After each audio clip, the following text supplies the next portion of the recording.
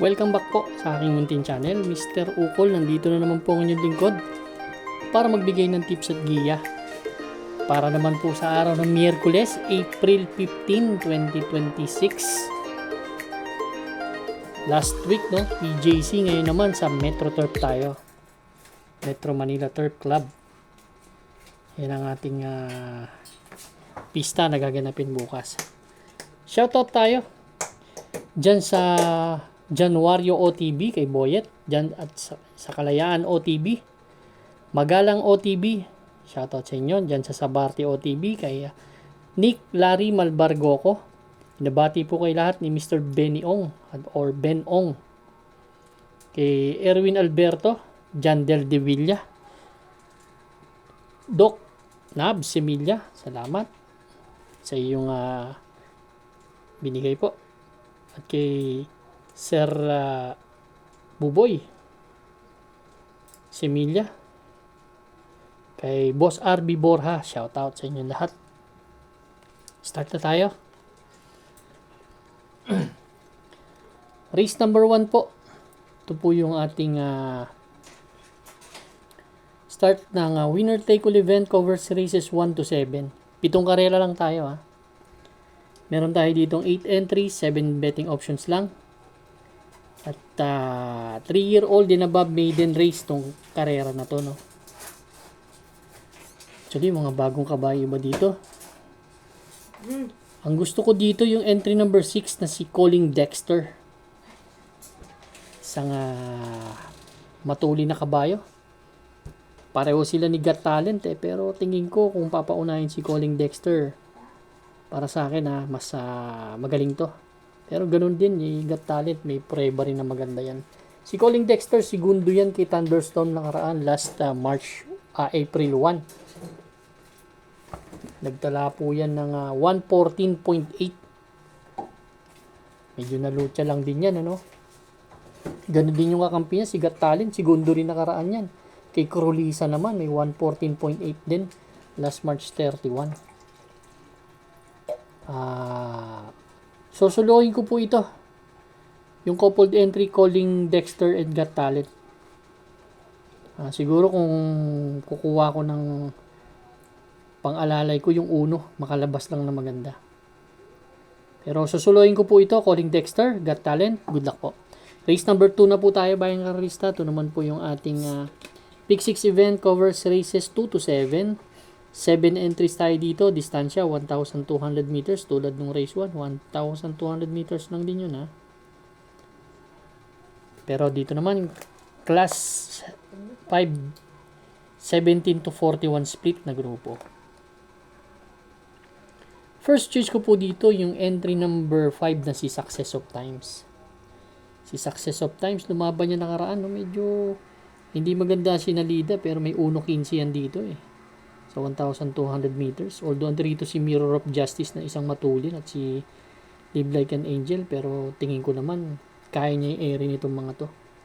Kung pababayaan na sa harap to, talagang pwede silang tapusin ito. Second choice ko si Raven, although matagal dito tumakbo, last December 20.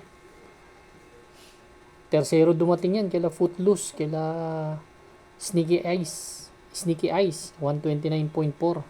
Isang deremating kabayo. Kaya yan ang pangalalay ko. Race number 2, first choice number 5, Success of Time. Second choice po number 1, Raven. Good luck po. Race number 3 na po tayo, bayang karista. Ito naman po yung ating Pick 5 event, covers races 3 to 7. 7 entries tayo dito. 1,200 meters and another 3-year-old and above maiden race placer. Itong grupo na to.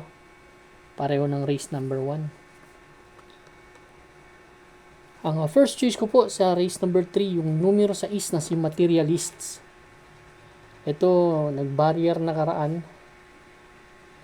Nagdubatoran, medyo maganda-ganda rin ang prueba. 1.18 ang barrier nito. Tingin ko 26 media, although hindi ganun katulin, pero tingin ko meron pa si kabayo. Ang second choice ko po dito si Talkative Nate. Si Talkative Nate naman last April 1 Tumakbo yan kaila Blue Scholar. Pang-apat dumating yan kaila Blue Scholar nga. 116.8. Medyo disunod na kabayo, no? Yan ang aking second choice. Third choice ko yung number 3. Pwedeng mauna dito sa laban, si Pinagpala.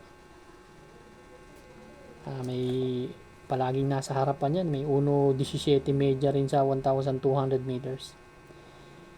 Itong race number 3. Ang first choice, number 6, Materialists. Second choice po, number 7, Talkative Nate. Third choice po, number 3, Pinagpala. Good luck po. Race number 4 na po tayo, bayang karalista. Ito naman po yung ating Pick 4 event, covers races 4 to 7. We have 8 entries but 7 in betting numbers lang tayo. Ang first choice ko po, entry number 6, Whirlwind. Si Whirlwind, ang huling takbo nito last April 1, kaila may Boy Lollipop, pang-apat dumating yan. Kaila Agent Romano, may 114.4 na tinala. Ito, may tulin, may remate, kaya gustong-gusto ko to dito sa laban ito. Ang second choice ko, si Right or Wrong. Ito, matataas din ang grupo nakakalaban. Last April 4 naman, si Right or Wrong, kaila Warchip tumakbo, kaila Natasha, may 128.2 na tinala sa 1,400 meters. At mayroon 1.14 yan nung nanalo yan last March 6. Tinalo niyan si Sid with a Kiss. Medyo matataas din ang grupong nakakalaban ito. Andito yung tumalo kay Whirlwind sa maiden. Ito si Royal Salute. Pero kayo po bahala kung idadagdag nyo. Pero ako, first choice number 6, Whirlwind. Second choice po number 3, Right or Wrong. Good luck po. Race number 5 na po tayo, bayang karalista. Last extra double and last daily double plus 1. We have 6 entries but 5 in betting options lang tayo. 17 to 41 split, 1,200 meters na distansya. Medyo anybody's race tong karera na to. First choice ko po number 2, si Ring a Bell. Yung mechanic pala powder. Numero 2 ang first choice ko dito, si Ring a Bell. May tulin kasi dito si Winsome Maxine at si Malbatan Island, no? Kung mag-early battle sila, si Ring a Bell, may tulin din. Pwedeng isunod lang kasi, kaya yan ang aking first choice. Ang second choice ko, si Winsome Maxine na rin. Kung hindi hahabulin ni Malbatan Island, pwedeng mauna to, makatapos. Yan ang aking second choice. Ang third choice ko, yung nakikita ko nag-iisang deremati dito, si Super Hawk.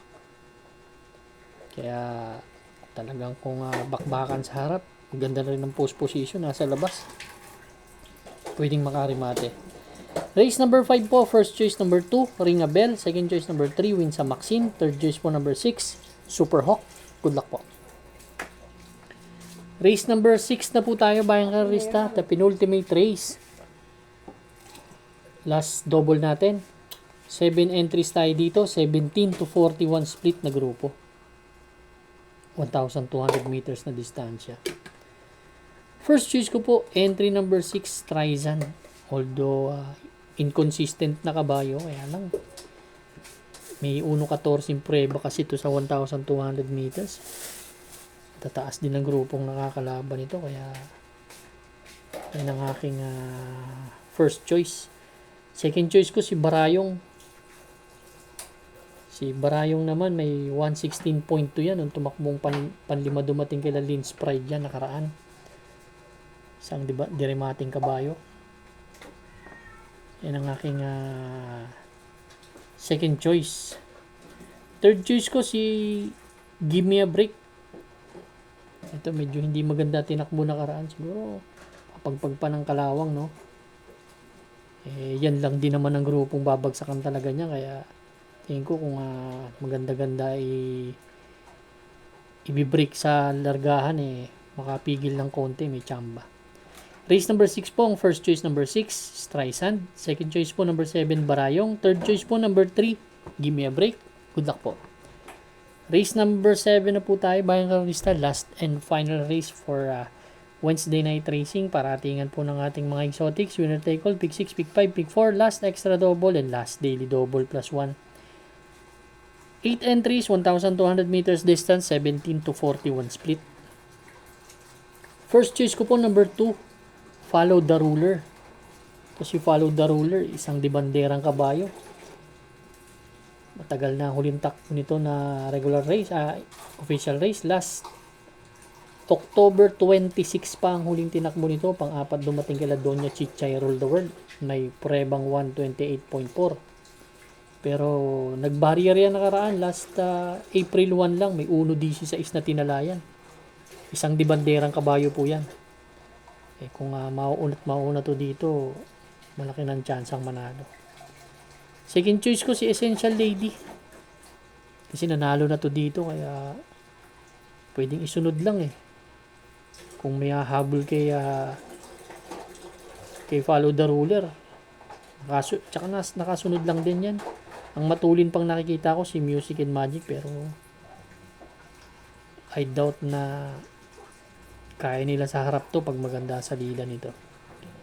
Race number 7, last race. Ang first choice number 2, Follow the Ruler. Second choice po number 4, Essential Lady. Good luck po bayang karista. Maraming salamat po sa inyo walang sawang pagtangkilik sa aking munting channel. Good luck and stay safe.